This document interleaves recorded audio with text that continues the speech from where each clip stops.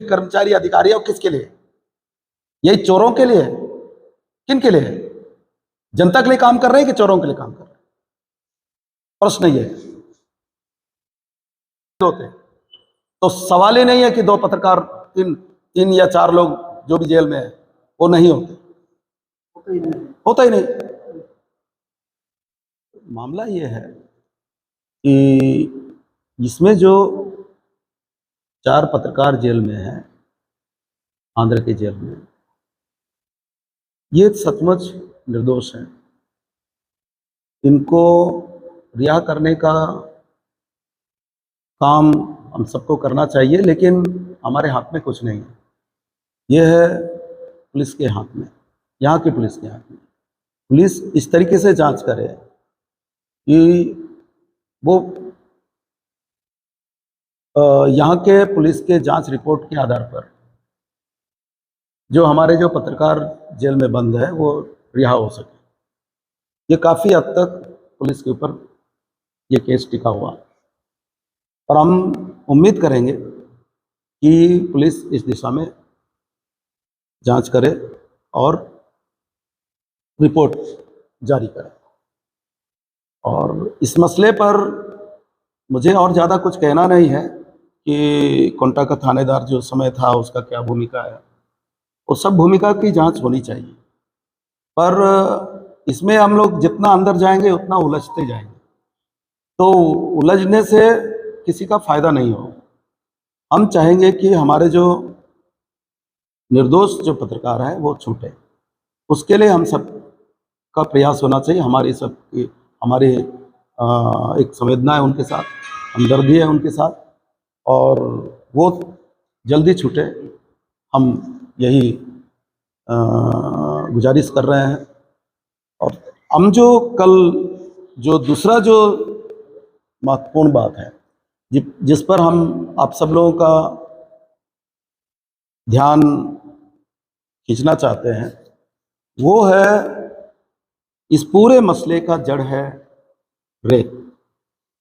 और रेत पंदीगुड़ा गांव से लेकर कोंटा तक हर जगह कहीं कम कहीं ज़्यादा भंडारण करके रखा हुआ है। तो इस तरीके से कैसा भंडारण हो? हम लोग आज कलेक्टर से भी ये बात बोले, आज उनको हम लोग आवेदन दिए कि ये रेत 3 वर्ष पहले भंडारण किया हुआ है। उस समय ग्राम पंचायतों को कहा गया है कि आप अगर रेत किसी ठेकेदार को लीज में देना चाहें दे दीजिए। तब कुछ ठेकेदार कई जगह पे लीज लिए और साल भर करीब उनका चला।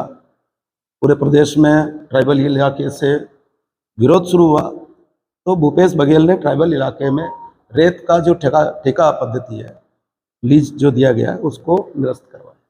उसके बाद ये जो रेत अभी भी पड़ा हुआ है, और वो रेत इस तरीके से पड़ा हुआ है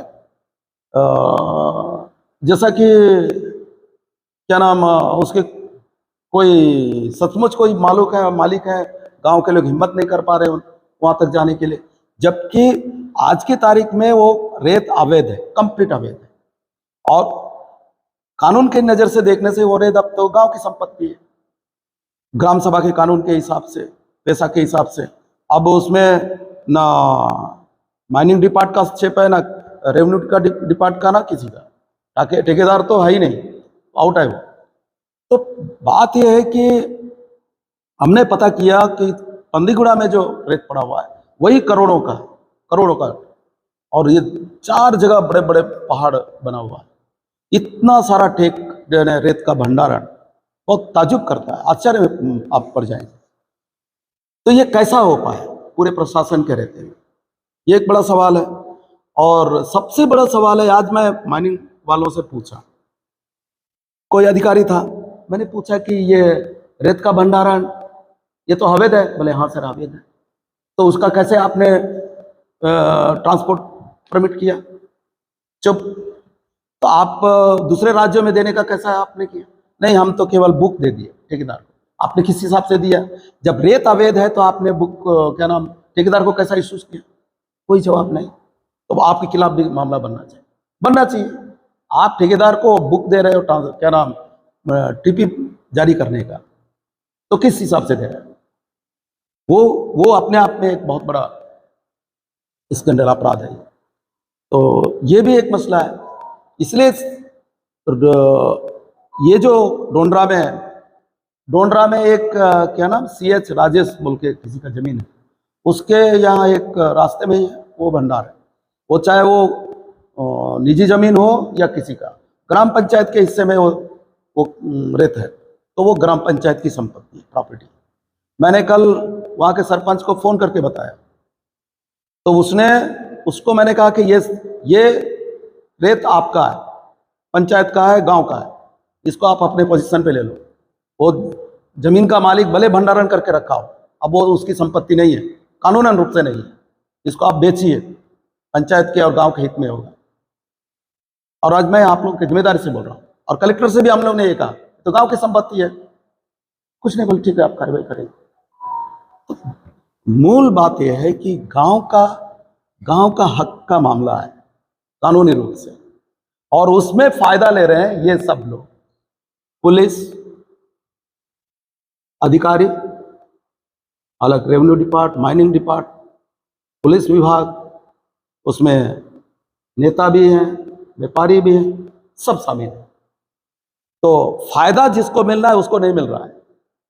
अगर ये हैदराबाद भेजते हुए भी होगा फायदा अगर गांव को मिलता, तो हम एक बार सहमत हो जाते कि गांव के लोगों को ये फायदा मिल रहा है। उसको तो कुछ नहीं मिल रहा है, ये फायदा किसी और को मिल रहा है। तो इसलिए पूरी तरह से ये कानून का अवहेलना तो है ही, हितों का भी मारा जाना है, हक का मारा जाना है। इसलिए ये मैं आप लोगों से रिक्वेस्ट कर रहा हूं कि इस मामले को उठाया जाए जो अब तक नहीं हुआ। अगर ये नहीं होता तो पत्रकार जेल जाते ही नहीं, सवाल ही नहीं था।